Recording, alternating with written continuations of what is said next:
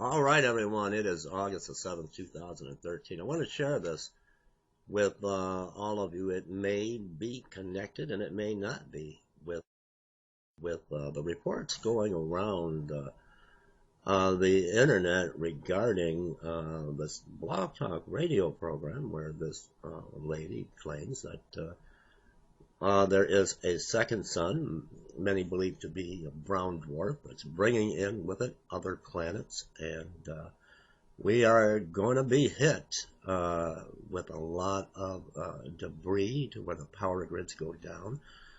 And I find this interesting today. This is only a few hours ago. Reports of power outage in large parts of San Francisco. KTVU station out there in San Francisco. And it appears that over 36,000 people were without power. Let me see if I can get any tweets here or updates. I don't know if there's a connection or not.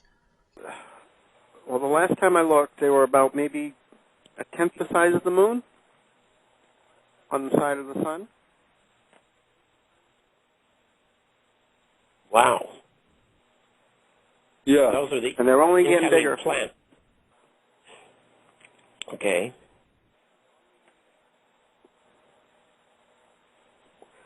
And like I said, the one that's supposed to swing by us, which apparently it does every time, is more than 4 times the size of Jupiter. There's a huge, hidden, heavenly body right here in our solar system. Evidence is mounting that either a brown dwarf star or a gas giant planet is lurking at the outermost reaches of our solar system, far beyond the planet Pluto. According to the British newspaper The Independent, the object is 4 times the size of Jupiter. Experts say the presence of such a massive object could explain why a barrage of comets has been coming from that direction. They've speculated that the asteroid belt between us and Jupiter used to be a planet that got hit dead on. That's what created the asteroid belt.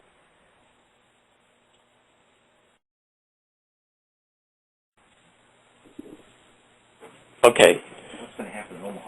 So we can see the things coming in the sunrise and sunset, but by the 11th, you say we're going to have all of this radiation and everything coming, so we won't be able to go outside.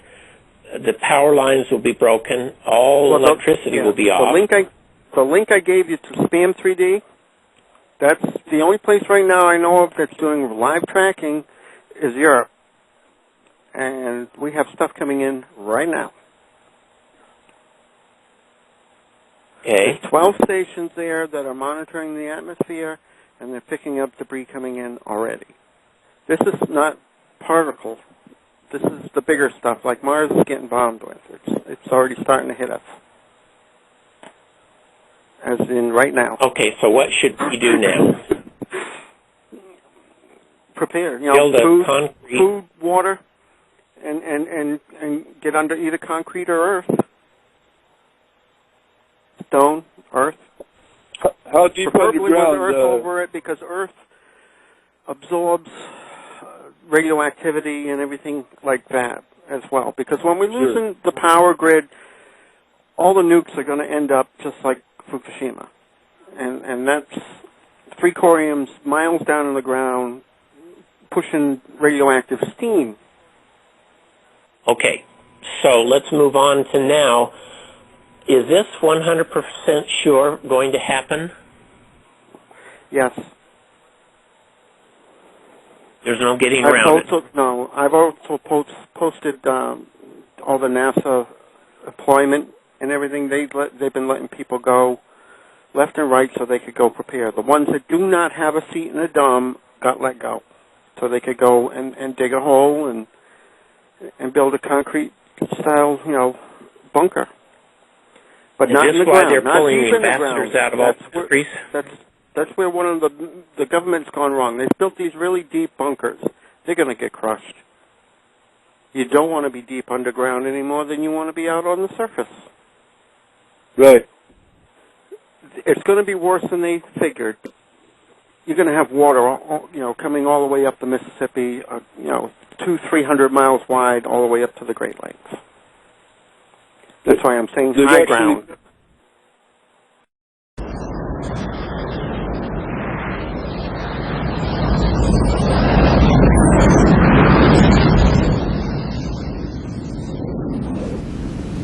So what should we look for on the 12th?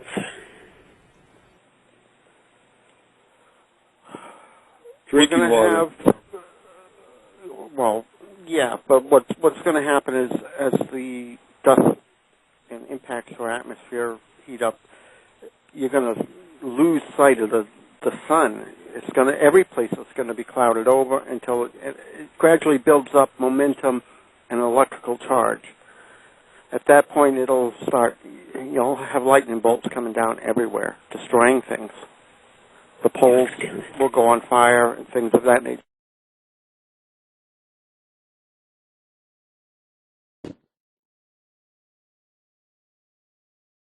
Right now, before it gets too bad, at sunrise and sunset, you can see these planets inbound around the sun.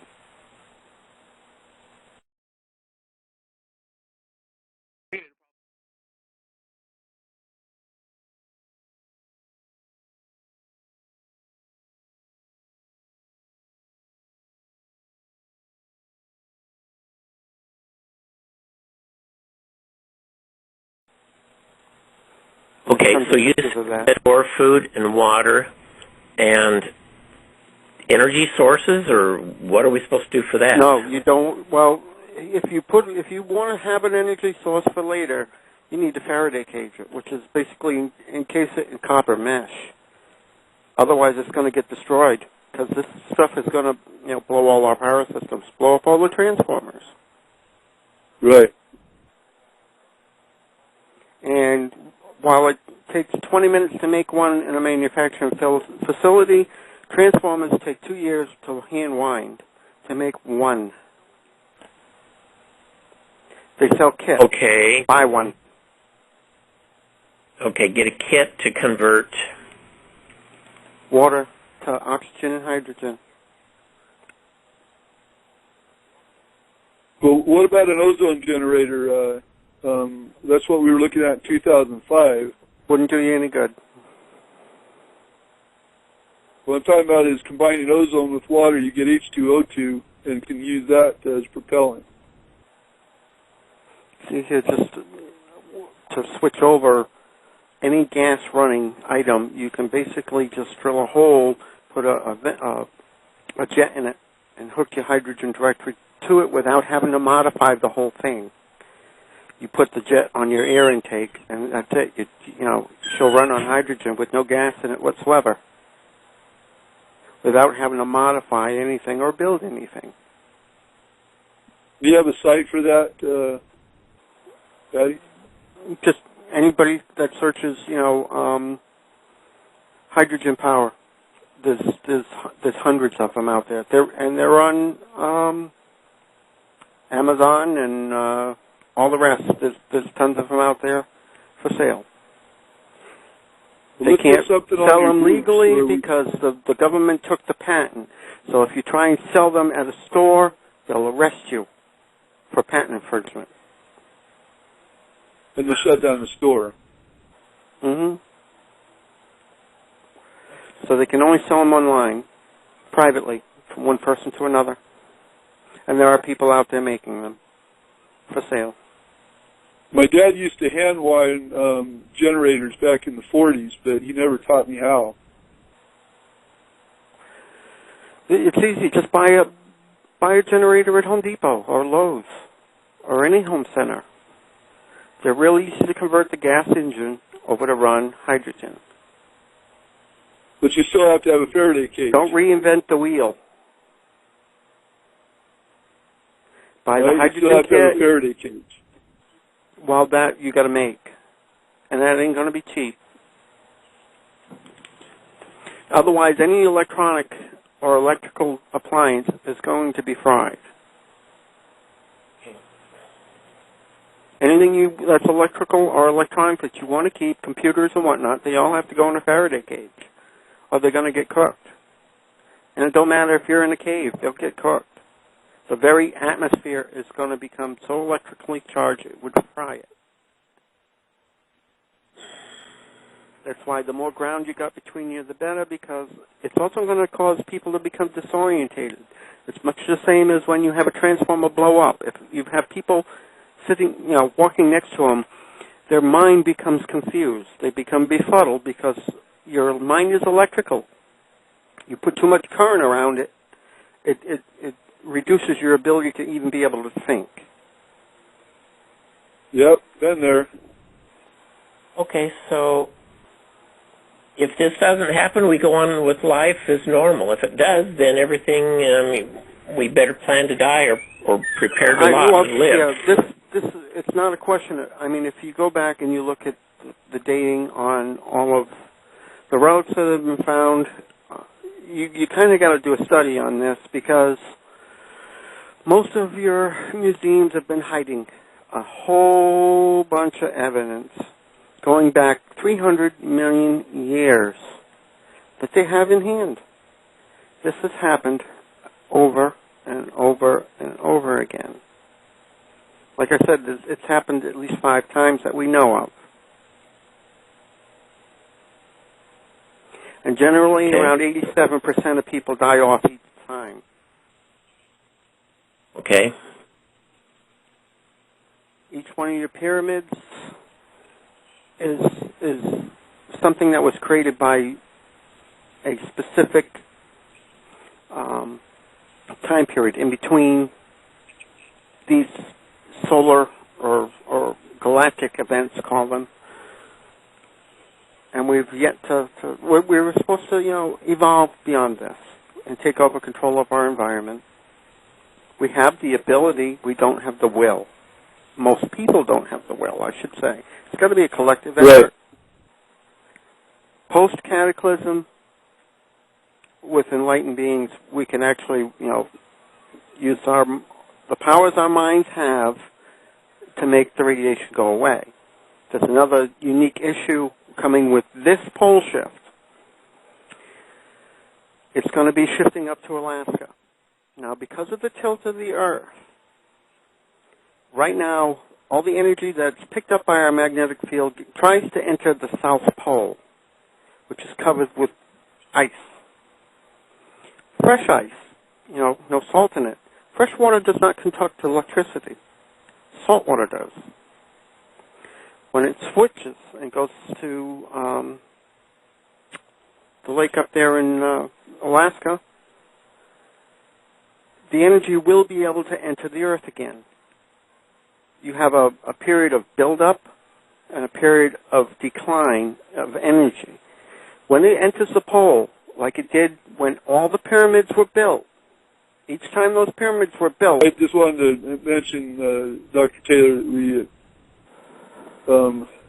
that we give out the preparedness site. See, the government uses ready.gov. And anyone can go to that site and get all kinds of useful information that was good, say, 10, 20 years ago. This is how we prepared. When we call this readyornot.gov, essentially we're looking at hopefully producing a series between now and the 11th. It depends on how much time we have to record.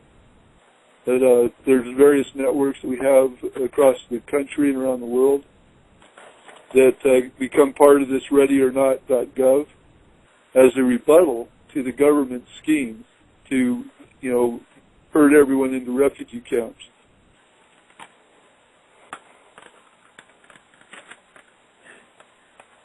Well, how are they going to do that if electrical systems are destroyed? They're not going to have any vehicles running. They got unless diesels. they protect. They have diesels, which don't require any electrical at all. Military vehicles run on diesel.